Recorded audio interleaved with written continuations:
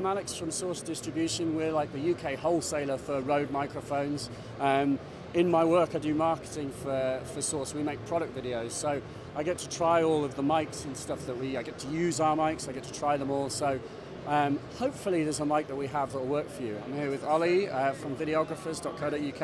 I have the Reporter, which is a dynamic handheld Omni mic. And the Reporter is designed for situations like this, where it would be having a microphone between us two. It's omnidirectional, so that when I move my head like this, you shouldn't hear an enormous change in the sound, so it's very forgiving. And then obviously if there's two of us, it's not like a shotgun where you would have a selectivity. It's kind of forgiving in that regard. So designed for sort of interviews, and despite being omni, with the correct gain structure, it can be quite selective, so we're in a very noisy environment, but I hope you can hear me reasonably well. So that's the Reporter. We have a whole array of microphones on this table. We've got this insane collection of things that go from DSLR on camera microphones all the way to sort of quote-unquote professional shotgun mics. And they all have different functions and uses, and they're all designed for different kinds of people. Although they have similar roles, there's different situations I'd use them in. Let me tell you what we've got. So the first new one is this new microphone called a Video Mic Go. This is brand new for the show. The Video Mic Go is the simplest and least expensive video mic you can buy. It's sort of in the sort of £50, £60 region, and it's very neat. You'll note that it doesn't have any switches, it doesn't have any batteries, you don't need any of that. All you do is you plug it into the side of your DSLR, it goes right on top of the cold shoe mount, plug and go.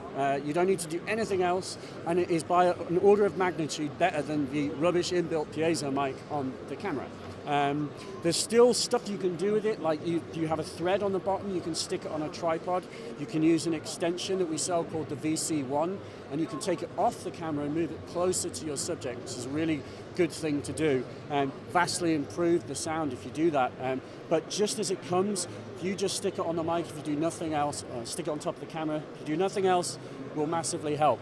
But we have other mics here too, like we have its bigger brother, the Video Mic, which is an old stalwart.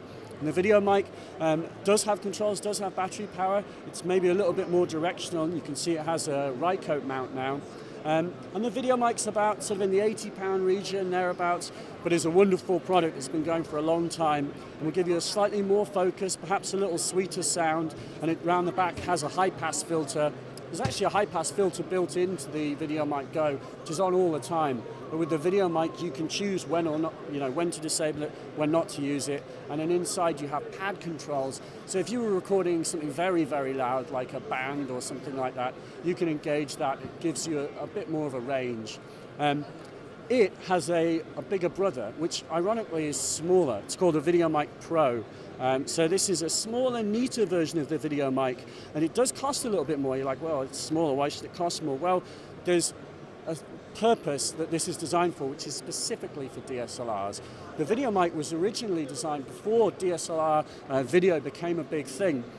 The Pro came after, and there's a feature on it that makes an enormous difference if you're using DSLRs, which is the 20 dB boost. So the Pro, with the 20 dB boost, will give you a far cleaner sounding signal than you can get with the other ones. It allows you to knock down the input level on your camera. Hopefully you have that facility. Certainly on more recent Canon cameras you do. Always engage the manual level control, knock it all the way down to the bottom, engage the 20 dB boost. You'll find that in quiet situations, the kind of inherent analog hiss falls away. It's just an absolutely fantastic feature.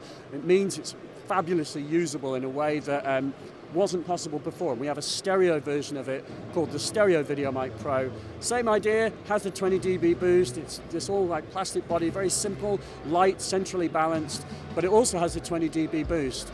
And the advantage of stereo gives you that nice wide feel, and it's useful for tons of different situations. I personally would always favor the mono Video Mic Pro in speaking situations. This is a good test of the microphone. I would always favor a mono mic in speaking situations, but the stereo video mic's a good option. We have an older stereo mic here, which is all metal, was designed to use on larger cameras. Still a great mic, still an option for people. And then, yeah, we've got all these professional mics. And we'd use those if we have external equipment, like if we have portable recorders, Zoom H4s and stuff. These allow us to basically up the sound and take it to a next level. There's two brothers here here, which are the NTG 1s and 2s. These are basically the same mic. The only difference is that with the NTG2 you have a battery compartment, and that's awesome because it means that you can power it by itself without needing to supply phantom power.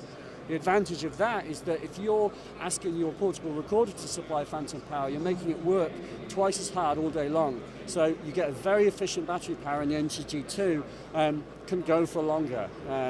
But they're the same intrinsic sound. They're not hugely expensive. They have 10-year warranty. Actually, like any of the mics on this table, it's a great product. Moving up in the range, you have the NTG3 and the NTG8. And these are getting into the sort of super pro territory. The NTG3 is a fabulous sounding microphone. The NTG8 is this enormous stun baton.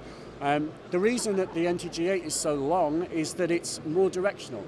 It has a longer barrel, it allows it to be more selective, and you get a very directional sound. And it's a huge advantage if you're on places, you know, in film sets, you're in very expensive situations, and you're like, well, we must get usable sound. We can't have any interference from people moving sort of camera equipment to the sides.